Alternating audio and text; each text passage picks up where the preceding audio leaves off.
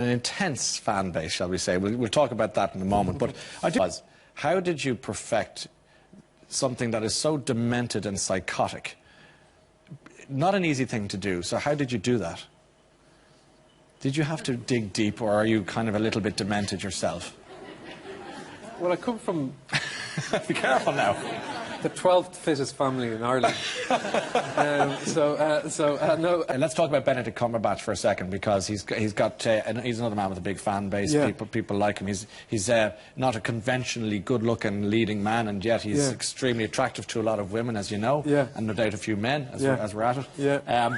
How is he there? There he is now. There he is. Is he a good kisser?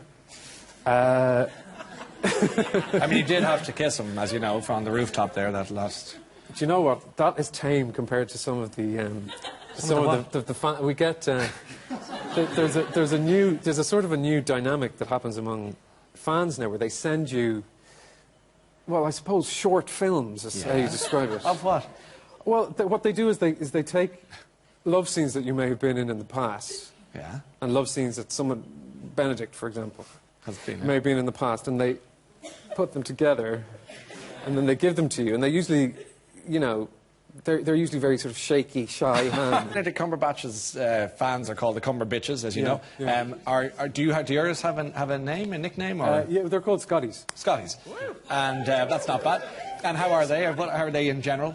I imagine they're well. Yes, and you hope so. Yeah. I mean, are they demented, to use the word again? Are they? No, they're not actually. Most, you know, you get the occasional odd person. Yes. But no, for the most part, actually, I remember thinking, this porridge, what is this? Disgusting. I just thought it just looked like this horrible. I still don't like porridge. I wish you wouldn't have said that. Listen, I've got great advertising. Hang on a second. Flavin will be delighted with this. Where's Mr. Flavin?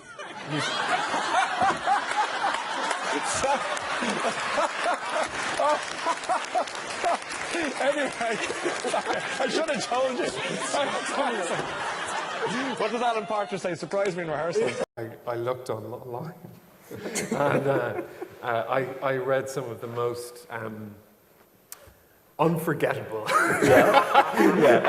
things. Where did you go online? So did you go to like Twitter, or did you go to... I looked at Twitter. Yeah. I'd never done Twitter. Stupidly, and so I always say about Twitter that it's like going into a room and being punched and then kissed and then hugged and then complimented and then someone saying, "I really like your tie," and slap you across the face, and then they push you out of the room and you think.